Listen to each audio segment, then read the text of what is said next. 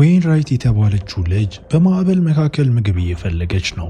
ከአንድ አሮጌ ቁጥቋጦ ላይ ጥቂት ፍሬዎችን ብቻ ካገኘች በኋላ መሬት ላይ ተኝታ ማዕበሉ ካለፈ በኋላ ትነቃና በሩቅ ብርሃን አይታ፣ ስለዚህ እሳቱን ተከትላ አንድ የጫካ እሳት አጠገብ ተቀምጦ ሮቢን የተባለውን ሰው አገኘችው። ምግብ ስትጠይቅ አብራው እንድትቀመጥም ፈቀደላት። ዌይን ራይት ይህ ሰው ደካሞችን የሚጠብቀው ታዋቂው ሽፍታ ሮቢን ሁድ መሆኑንም ተረዳች። እርሱ ከሀብታሞች ሰርቆ ለድሆች በመስጠትም ይታወቃል። ሆኖም ሮቢን ስለ እሱ የሚወሩት ታሪኮች ሁሉ ውሸት እንደሆኑና እሱ ለመደሰት ሲል የገደለና የዘረፈ ነፍሰ ገዳይ ወንበዴ እንጂ ሌላ ምንም እንዳልሆነ ተናግሮ ማስጠንቀቂያ ከሰጣት በኋላ ሮቢን ጥሏትም ይሄዳል።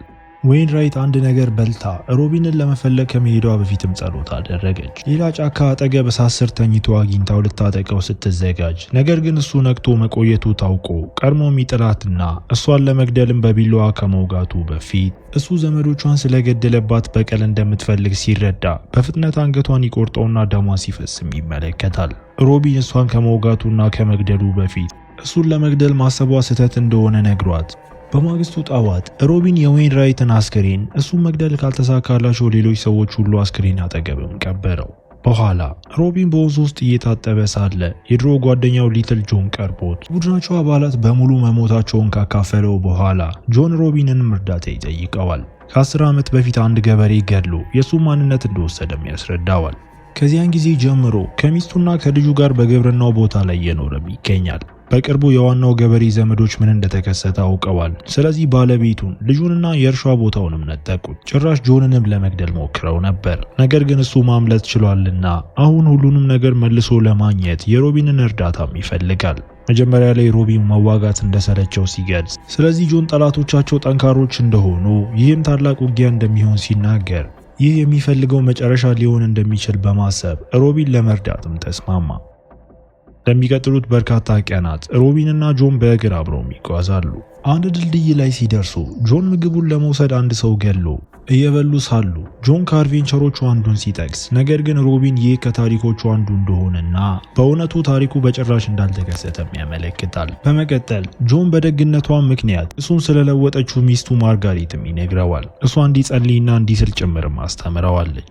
ጆን እሷን ካዳኗት በኋላ ከተራሮች ማዶ አዲስ ህይወት መጀመር እንደሚችሉም ያስባል። ነገር ግን ሮቢን ከዚህ ውጊያ በህይወት ለመዝረፍም አላቀደም። እርሻው ላይ ሲደርሱ ሰዎቹ እቅድ አውጥተው በመጀመሪያ ልብሶቻቸውን አውልቀው የሰውነታቸውን ጠረን ለማስወገድ ቆዳቸውንም በጭቃም ያቻሻሉ። ከዚያም ለመንቀሳቀስ ጥቅጥቅ ያለ ጭጋግ አካባቢውን እስኪሸፍን ድረስ ጠብቀው ሮቢን ወደ አንድ ጎጆ ውስጥ ሾልኮ ከመግባቱና ያገኘውን ሰው ሁሉ ከመግደሉ በፊት የአንድን ጠባቂ ውሻ አይኑን በፍላጻ ወግቶ ገድሎ አንድ የቆሰለ ሰው ለመውጣት ሲሳካለት፣ ነገር ግን ሮቢን ለመውጋትም ይከተለዋል። ከዚያ በኋላ ሁለቱ ወደ ዋናው ቤት ሄደው በሩ ላይ ያለውን ሰውም ገድለው ሰብረው ሲገቡ አንድ ሰው ለአንድ ብላቴና ተጨማሪ እርዳታ ለመፈለግ እንዲሄድ እየነገረው ማርጋሪትን እንደ ጋሻም ይጠቀምባታል። ማርጋሪት ሰውየው በተደጋጋሚ እሷን ከመውጋቱ በፊት ጆን ልጃቸውን እንዲንከባከብም ጠየቀችው። ጆን በቁጣና በሐዘን ጮሆ ሰውየውን ደብድቦ ለመግደል በላዩ ላይም ዘሎ፣ ይህ በእንዲህ እንዳለ ሮቢን የሚሮጠውን ብላቴና አይቶ ወደ ዘመዶቹ መድረስ ከመቻሉ በፊትም በፍላጻ ጭንቅላቱን ሲመታው አስክሬኑ ተንከባሉ ወደ ወንዙም ይወርዳል። የተቆጣው ጆን የማርጋሪትን ገዳይ አስቀድሞ የሞተ ቢሆንም እንኳ መንጋጋውን እስከሚቀደው ድረስ መደብደቡን ቀጥሎ ከዚያም ማርጋሪትን ወደ ጎን አንቀሳቅሶ የአእምሮ መናወጥም ይደርስበታል። በዚያ ቅጽበት ልጁ ትንሿ ማርጋሪት እያየችው መሆኑን ተረድቶ ስለዚህ እጇን ይይዝና አብረውም ይጸልያሉ።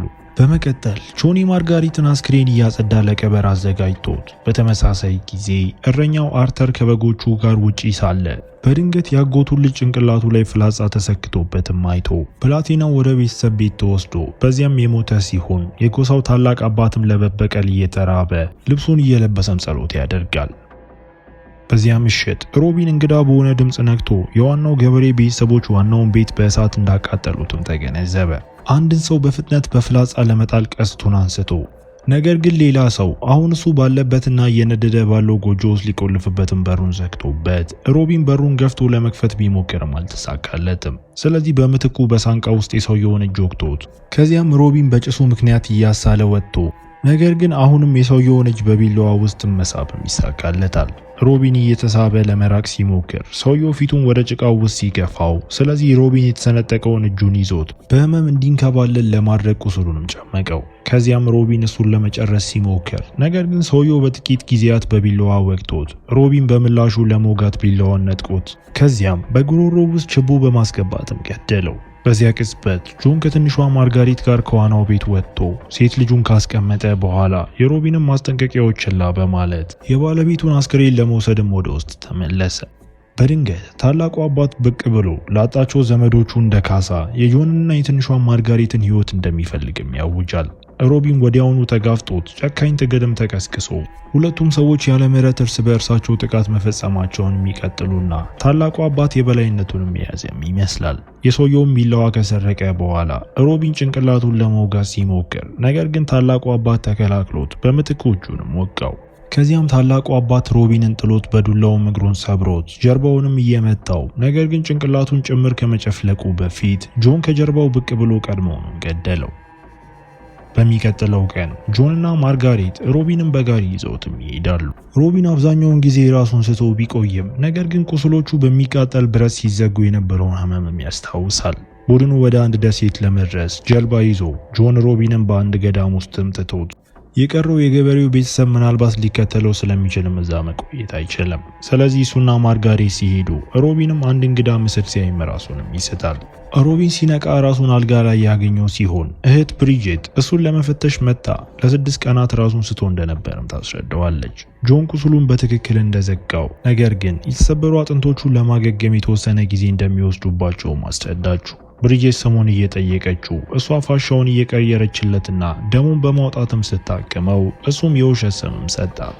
ብሪጄት ባለፉት ጥቂት የህመም ጊዜያት ሮቢን መጨረሻውን እንዲያገኝ እንድትፈቅድለት እንደጠየቃት ገልጻ ምኞቱን ስላላከበረችም ይቅርታ ጠየቀችው። በዚያ ምሽት እንግዳው ምስል በሮቢን ክፍል ውስጥ ድጋሚ ታይቶ ይህ እንግዳ ሰው ፊቱን ጨምሮ መላ ሰውነቱ በፋሻ የተሸፈነ ነውና ገዳሙንም በማንኛውም አደጋ ውስጥ ባይከት እንደሚሻለው ለሮቢንም ያስጠነቅቀዋል። ከጥቂት ቀናት በኋላ ሮቢን በመጨረሻ እንደገና መራመድ ችሎ በብሪጄት ጥንቃቄ የተሞላበት ክትትል ስር በክፍሉ ዙሪያም እየተለማመደ በሩን ለመክፈት የሚያስችል ጥንካሬ ሲኖረውም እንዲወጣም ፈቀደችለት። ሮቢን አካባቢውን ተመልክቶ በአንድነት በስምምነት የሚኖሩ ደግ ማህበረሰቦችንም ያገኛል። ብሪጄት ለሮቢን ረዘም ላለ ጊዜ መቆየት ከፈለገ እነሱን መርዳት እንዳለበት ስትነግረው፣ ስለዚህ እሱ አንዳንድ እንስሳትን ለማደንም ቃል ገብቶ ከዚያ በኋላ ሮቢን ወደ ባህር ዳርቻ ይሄድና ጀልባ ቢያገኝም ነገር ግን ወደ ውሃ ውስጥ ለመግፋትም በቂ ጥንካሬ የለውም። ሚስጥራዊ ሰው አይቶት ለማምለጥ በመሞከሩ እየወቀሰው፣ በቀን ብርሃን ሲያየው ሮቢን ይህ ሰው የቆዳ በሽታ ያለበት ሰው መሆኑንም ይረዳል። ስለ እግዚአብሔር አንዳንድ ፍልስፍናዎችን ካካፈለውና ለማገገም መረጋጋት እንዳለበት ከተናገረ በኋላ ሰውየው የጀልባው ኃላፊ መሆኑን ለመግዘፍ ጥንካሬ የሌላቸውን ሰዎች ለማጓጓዝ እንደሚጠቀምበትም ያስረዳል። ሆኖም መጀመሪያ ከገዳሙ ጋር ያለበትን ዕዳ መክፈል እንዳለበት በመናገር ሮቢንን ለመውሰድም ፈቃደኛ አይሆንም። ከሰዓት በኋላ ሮቢን ብዙ ፍላጻዎችንና ቀስትን ሰርቶ ከዚያም ወደ ጫካው ሲሄድ፣ ነገር ግን ሰውነቱ ገና በበቂ ሁኔታ ስላላገገመ ቀስቱን መጠቀም እንደማይችልም ይገነዘባል። በዚያ ቅጽበት አንድ ልጅ መጥቶ ለሰውየው አዲስ ነገር እንዳመጣም ነገር።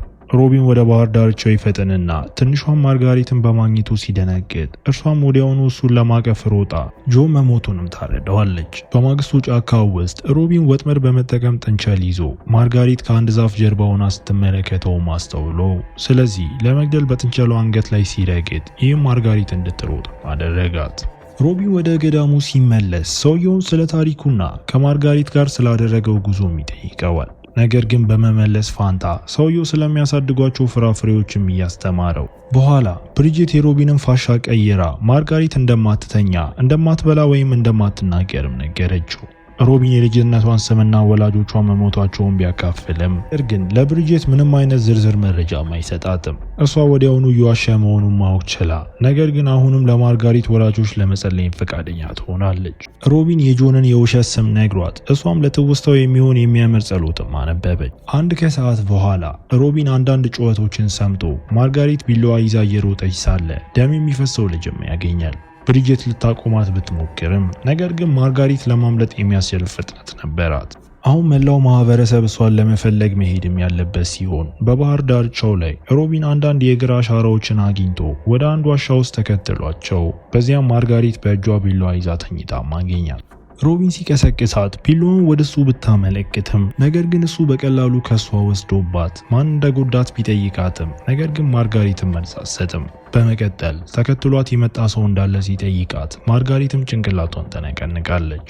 ሮቢን ስሙን እንድትናገር እስኪያደርጋት ድረስም አትናገርምና እሷም የውሸት ስም ስትጠቅስ ይህም የሮቢንን ይሁንታም አግኝቶ ሆኖም ማርጋሪት ሊትል ጆን ማን እንደሆነ ስትጠይቅ በጣም ተቆጥቶ ያንን ስም እንደገና ከተናገረች ምላሷን እንደሚቀደውም ይነግራታል።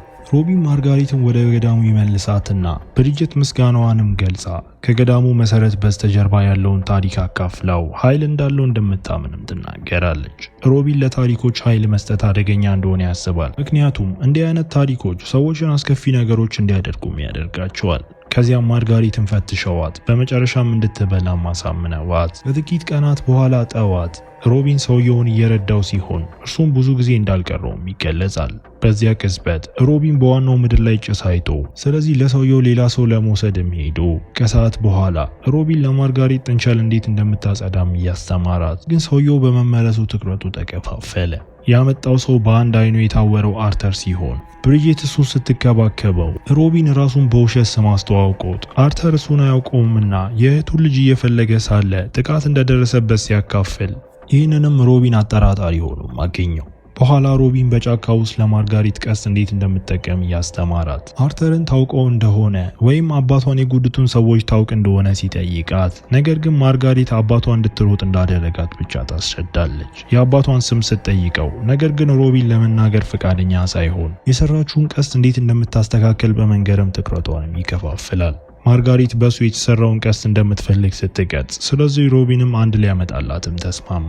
አንድ ምሽት ሮቢን ብሪጅት ከገዳሙ ስትወጣ አይቶ እሷን ለመከተል ወስኖ ወደ አንድ ዋሻ ገብታ በዚያም አንዳንድ ዕጣኖችን አጥና በእጆቿ አጋጉል ነገር ማድረግ ስትጀምር ሮቢን ሁሉንም ነገር ከጥላ ውስጥ ሆኖ ይመለከታል። ብሪጅት ስትዞር ግን እሱ ሄዶ ነበር። ይህ በእንዲህ እንዳለ አርተር በፍጥነት ያገግምና እንጨት በመፍለጥ መርዳት ጀምሮ ሮቢን ለአዲሱ ቀስት የሚሆኑ ነገሮችን አዘጋጅቶ ማርጋሪት ከሌሎች ልጆች ጋር ለመጫወት ከመሮጧ በፊትም በምስጋና ታቅፈዋለች።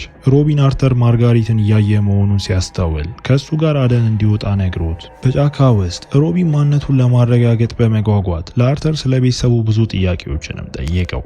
አርተር ቁስሉን እንዳይፈቅዱለት ሽፍታዎች እንዲህ እንዳደረጉትም ይናገራል። ስለዚህ ሮቢን መላ ጭንቅላቱን ስላልቆረጡ እድለኛ እንደሆነም አመልክቶ ውይይታቸው ብሪጅት እንደምትፈልጋቸው በሚነግራቸው ልጅም ተቋርጦ በገዳሙ ውስጥ ብሪጅት በሞት አልጋው ላይ ሊያየው ከጠየቀው ሰው ጋር ሮቢንን ብቻውን ትታው ሰውየው የሮቢን ሁድና የጋዮፍ ጊዝቦርንን ታሪክ ሰምቶ እንደሆነ ጠይቆት የሮቢንን እውነተኛ ማንነት እንደሚያውቅም ይናዘዛል። ሮቢን የሌላ ታሪክ ብቻ እንደሆነና ጋዮፍ ጊዝቦርን የሚባል ሰው በጭራሽ እንዳልነበረም ነገረው። ሆኖም ሰውየው ያሱ ራሱ መሆኑን ገልጦ ሮቢን የቆረጠበትን ጆሮ እንደጎደለው በማሳየትም ማንነቱን ማረጋገጠለት። ሰውየው እሱ ከሞተ በኋላ ገዳሙን እንዲጠብቅ ሮቢንን ጠይቆት ነገር ግን እውነተኛ ማንነቱን ለብሪጅት በጭራሽ እንዳይነግራትም ቃልም አስገባው። በዚያ ከሰዓት በኋላ ማህበረሰቡ ለሰውየው የቅብር ስነ ስርዓት አካሂዶ ካለፈው ህይወቱ የመጣ ማንም ሰው ይህንን ሰላማዊ ቦታ እንዲያበላሽ ላለመፍቀድ በመወሰን ሮቢን የሚወስዱ ሰው እንዳላቸው ሰበብ በማድረግ ከአርተር ጋር ወደ ዋናው ምድር ከመጓዙ በፊት ለብሪጀር ስንብትም አደረገ። በባህር ዳርቻው ላይ አርተር በአካባቢው ማንም ሰው እንደሌለ ሲያስተውል ስለዚህ ሮቢን ትንሽ እንደሚጠብቁም ይናገራል። ከዚያም ሮቢን አርተር ስለ ስሙ እየዋሸ መሆኑን ሲያመለክት ስለዚህ ብላቴናው እውነተኛ ስሙ ጎልድዊን እንደሆነ አምኖ ሮቢን ባለፈው ጊዜ ብዙ ሰዎችን እንደገደለም እያስረዳው ነገር ግን የተጎጂዎቹ ዘመዶች እሱን መከተላቸውን ስለሚቀጥሉ ሁከት በጭራሽ እንዳላቆመ እና እሱ ደግሞ እነሱን መግደል እንዳለበትም ገለጸ። የመበቀል አዙሪት ከመርገም ውጪ ምንም አይደለም። ጎልድዊን ማርጋሪትን መግደል እንደማይፈልግ በማመን እያለቀሰ ቢሆንም ነገር ግን ለጎሳው ሲል ይህን ማድረግም እንዳለበትም ይናገራል። ሮቢንም ለነሱ ከመግደል ይልቅ ከቤተሰቡ ጋር መሆንና ህይወቱን ማድነቅ እንዳለበትም መከረው። ስለዚህ ጎልድዊን እንዲሸሽ ይፈልጋል። አለበለዚያ እሱ ቀድሞውኑ እንደሚገለው ማስፈራርቶት ጎልድዊን ሌላ ቃል ሳይናገርም ሄዶ ሮቢን ወደ ገዳሙ ሲመለስ ራሱን ጭራቅ በማለት እውነተኛ ስሙን ለብሪጅት ለመንገርም ወሰነ። በዚህ መገለጥ የተደናገጠችው ብሪጅት ምንም ሳትናገር ሄዳ የሮቢንን ይቅርታም አትሰማም። በተስፋ መቁረጥ ውስጥ ላለመውደቅ ሮቢን ወደ ጫካ በመሮጥና የዱር አሳማ በመግደል ተጠምዶ ቆይቶ የቀረውን ቀን እሱን በማጽዳትም ያሳልፋል። በዚያው ምሽት ሮቢን ብሪጅት እንዲሄድ ከፈለገች እንደሚሄድ ሲነግራት ብሪጅት ሕክምናውን ለመቀጠል አልጋ ላይ እንዲተኛ ብቻም አድርጋው እጁ ወደ አንድ ማሰሮ ውስጥ ቢደማም ብሪጅት ቁስሉንም አትሸፍነው። ስለዚህ ሮቢን በመጨረሻ እሱን እየገደለችው እንደሆነ ቢያስብም ከተወሰነ ማመንታት በኋላ ብሪጅት እጁን በፋሻ ታስረናም ትወጣለች። በኋላ ብሪጅት በደስታ እሳቱ ዙሪያ ምግባቸውን እንዲያከብሩ የሁሉንም ሰው ፊት ቀብታ፣ ሆኖም በመጨረሻ ወደ ክፍሉ ተመልሳ ቤተሰቧን የገደለው ሮቢን መሆኑንም ትገልጻለች። ቤቷ በእሳት ተቃጥሏልና ባለቤቷ ራሱን በልጆቿ ላይም ሸፍኖ ነበር። ነገር ግን ሁሉም በመጨረሻ ሞቱ። በጥፋተኝነት ስሜት እየሰመጠ ሮቢን ምንም ሳይናገር ከዚያም ብሪጅት ሐዘኗን በግል ለማሳለፍ ወደ ዋሻው ተመልሳ፣ ይህ በእንዲህ እንዳለ ማርጋሪት ሮቢንን ለመፈተሽ ስትሞክር እሱ ግን አይናገርም ወይም በሩንም አይከፍትላትም። እሱ ካንቀላፋ በኋላ ጆን ከሱ ጋር ክፍሉ ውስጥ እንዳለም ያለማል። ጆን ስለ ባለቤቱ ታሪኮችን ከማካፈሉ በፊት ሮቢንና ማርጋሪትን ከገዳሙ እንደሚያድናቸውም ቃል ገብቶ አንድ ፍላጻ በጆን ጭንቅላት ውስጥ ሲያልፍና ሮቢን ራሱ ሲተኩሰው አይቶም ህልሙም ያበቃል። ጠዋት ላይ ሮቢን ብሪጅትን ፈልጎ መጨረሻውን ለመጋፈጥ ዝግጁ መሆኑንም ነግሯት ብሪጅት ይህንን ሰዎችን የመርዳት ህይወት በእሱ ወንጀሎች ምክንያት እንደጀመረችም ትናገራለች። ይህም ትክክል እንደሆነም አይሰማትም። ከዚህ በፊት ማንንም ገላ እንደማታውቅና ከሱ የሚጠበቀው ሰዎችን መርዳት ብቻ እንደሆነ ገልጻ፣ ስለዚህ ሮቢን የሱን መሞት እሱን ከመርዳት ጋር እኩል እንደሚሆን አረጋግጦላት ወደ ክፍሉ ተመልሰው ብሪጅት ሕክምናውን ጀመራ። ነገር ግን በዚያ ጊዜ ደም መፍሰሱንም አታቆመው። በዚያ ቅጽበት ሮቢን ማርጋሪትን በሩ ላይ ተመልክቷት፣ ስለዚህ የጆን እውነተኛ ስም ነግሯት ከብዙ አስርት ዓመታት በፊት በአንድ ድልድይ ላይ እንዴት እንደተገናኙም ታሪኩንም ያካፍላታል። ብሪጅት ሁለተኛ ሀሳብ ማሰብ ስትጀምርና እሱን ለመሸፈን ስትሞክር ነገር ግን ሮቢን አስቁሟት። ከዚያም ማርጋሪት አባቷ ማን እንደሆነ ለማንም እንዳትናገር፣ ካልሆነ ግን በቀል ፈላጊዎች ለሱ ይመጣሉ በማለትም ቃል አስገብቷል። ማርጋሪት ወደ እሱ ስትቀርብ ሮቢን አዲሱን ቀስት ሰጥቷት እንዴት እንደምትጠቀምበትም መርቷት ማርጋሪት ፍላጻ ስትተኩስ ሮቢንም የመጨረሻውን ትንፋሽ ተንፍሶ ሲሞት እያሳየን ፊልሙ እዚህ ጋር ይጠናቀቃል። እስከ መጨረሻው አብራችሁኝ ስለነበራችሁ አመሰግናለሁ። በቀጣይ ቪዲዮ እስክንገናኝ መልካም ጊዜ